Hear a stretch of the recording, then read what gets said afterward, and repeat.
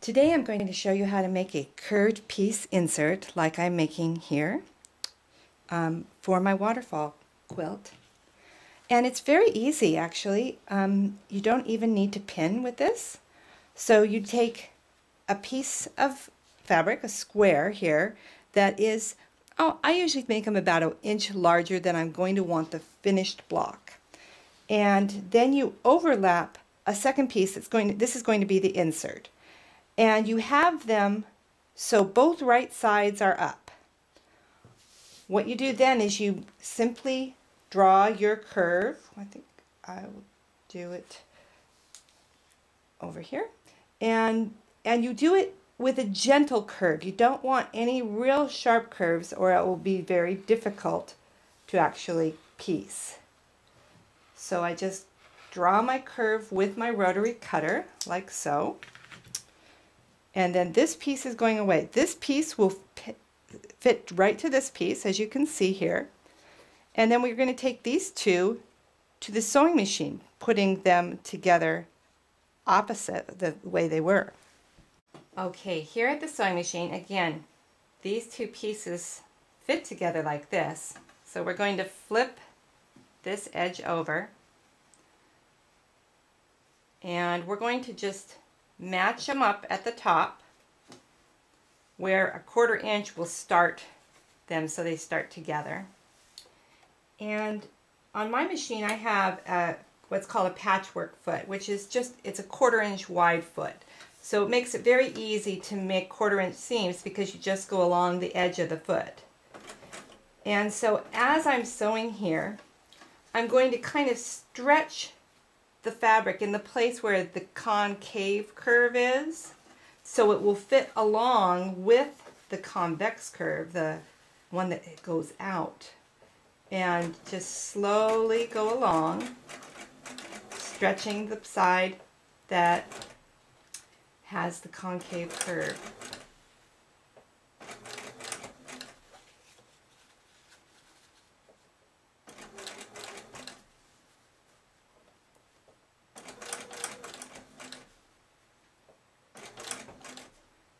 Now here, the concave curve is actually on the top piece. So now I'm going to have to start stretching the top piece a bit as we go. And sometimes I'll just take and pick my presser foot up with my knee lift to kind of help move a little bit of the excess fabric along so we don't get hung up and have any folds.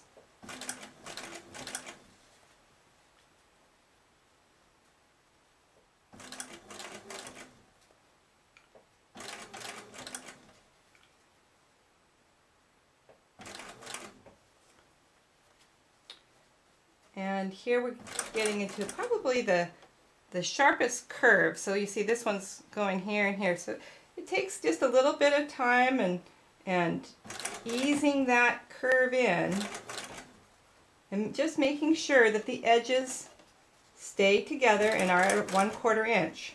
And it may look kind of funny and kind of bunch up like this, but that's okay.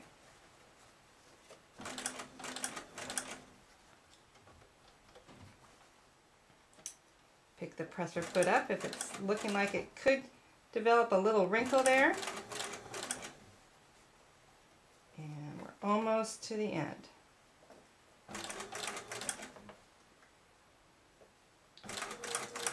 Now if it doesn't end up exactly where the other piece is, that's okay, because remember we have that 1 inch extra around the whole size of the square, so we'll be squaring it up at the end. And that's how you add that piece. Now we're going to have to add the other side. Okay, I've ironed this piece out so it is laying nice and flat, and now I want to add on the other side of my square, so this is just going to be a little insert. This isn't actually a bad look either. You could do a whole quilt with curved pieces like that. But on this one I wanted just to have little splashes of color going down the quilt to look like a waterfall. And so what I'm going to do is I'm going to think about, what do I want it to look like? Do I want it to just be a little sliver like that? Do I want part of it to be larger and then part of it to be smaller? I think I'm just going to have it be a little slice of the color. And so if this is what I want, I'm going to have to move it over about a 1/4 inch more, because we're going to be taking a 1/4 inch in our seam allowance. And so once again, we're going to just trace with our rotary cutter along the line that we want to piece. And voila! There we go. And we're going to go back to the sewing machine. Okay, for our final piecing, again, it's going to fit together like this. So we flip this over and line up the edges and do the same thing we did before. Just come down, sewing carefully, a 1/4 inch away from the seam, and pulling gently on the part where there is a little bit of a concave curve to fit it up with the convex curve.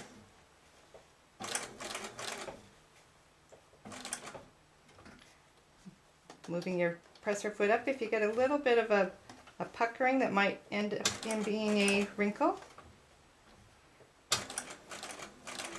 That just helps it ease in a little more. Okay, so again, here's my more serious concave curve. So I'm going to be stretching the lighter colored fabric a little more than to fit it in with the darker fabric.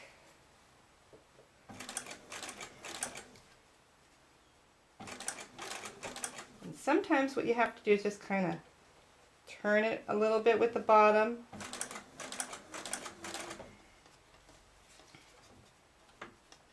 Ease up on the presser foot a little and turn it a little more.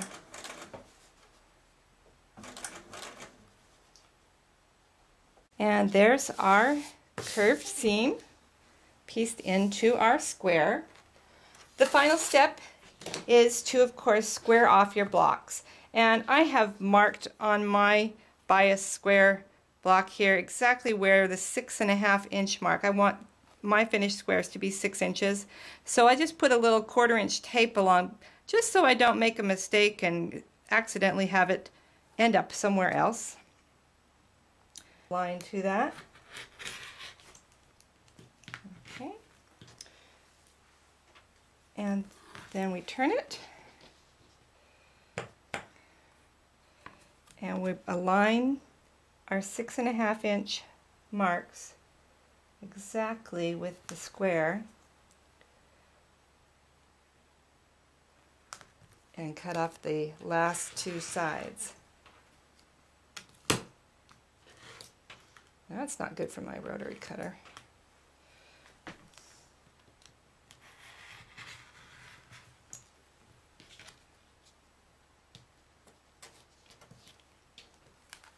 And voila, we have our beautiful pieced square. And for more information on how I do other projects and exhibitions, you can go to fiberartistjourney.blogspot.com. Thank you.